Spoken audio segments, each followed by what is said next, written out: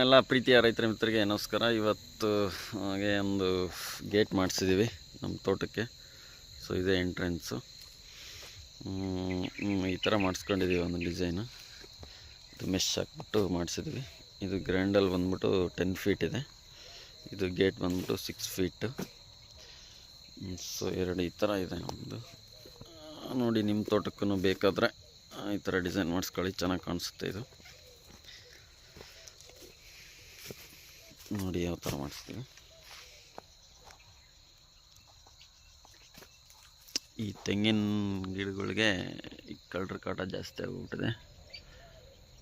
So ಹಾಗಾಗಿ ಒಂದು gate ಮಾಡಿಸೋಣ ಇಲ್ಲಿ ಅಂತ ಹೇಳ್ಬಿಟ್ಟು ಮಾಡಿಸ್ಕೊತ ಇದ್ದೀವಿ ಇವತ್ತು.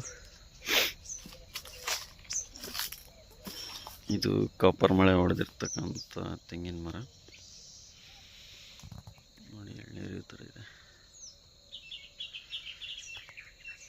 ಓಕೆ, ಈ ಗೇಟ್ ಯಾವ ಥರ ಇದೆ ಅಂತ ಹೇಳ್ಬಿಟ್ಟು ಕಮೆಂಟ್ ಮಾಡಿ. ಇಷ್ಟ ಆದರೆ ಲೈಕ್ ಮಾಡಿ. Thank you. ಅಲ್ವಾ, ಏನು ಇಂಪಾರ್ಟೆಂಟ್ ಅಂದರೆ ಇದು ರೊಟೇಟ್ ಆಗುತ್ತೆ ನೋಡಿ. ಇದೇ ಮೇನ್ ಇಂಪಾರ್ಟೆಂಟ್ ಗೇಟಿಗೆ. ಯಾಕಂದರೆ ಇದು ಚೆನ್ನಾಗಿದ್ದರೆ ಮಾತ್ರ ನಿಮ್ಮ ಗೇಟ್ ಎಷ್ಟು ವರ್ಷ ಆದರೂ ಹಾಳಾಗೋದಿಲ್ಲ.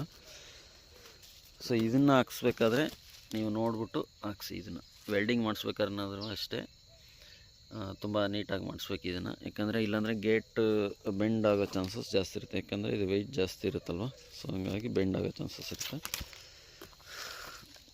ಈ ಗುಟ್ಕಾ ಏನಿದೆಯಲ್ಲ, ಇದನ್ನೊಂದು ಸ್ವಲ್ಪ ಚೆನ್ನಾಗಿ ಮಾಡಿಸ್ಕೊಂಡ್ರೆ ನಿಮಗೆ ಗೇಟ್ ಎಷ್ಟು ವರ್ಷ ಆದರೂ ಹಾಳಾಗೋದಿಲ್ಲ. ಇದನ್ನು ನೆಕ್ಸ್ಟ್ ಇಲ್ಲಿ ಇನ್ಸ್ಟಾಲ್ ಮಾಡಬೇಕಾದ್ರೆ ಅದರದ್ದೊಂದು ವೀಡಿಯೋ ಮಾಡಿ ಹಾಕ್ತೀನಿ ನಿಮಗೆ. ಹಾಗೆ ನನ್ನ ವೀಡಿಯೋಸ್ ನೋಡ್ತಾಯಿದ್ರೆ ನಿಮಗೆ ಅಪ್ಡೇಟ್ ಸಿಗುತ್ತೆ. Thank you.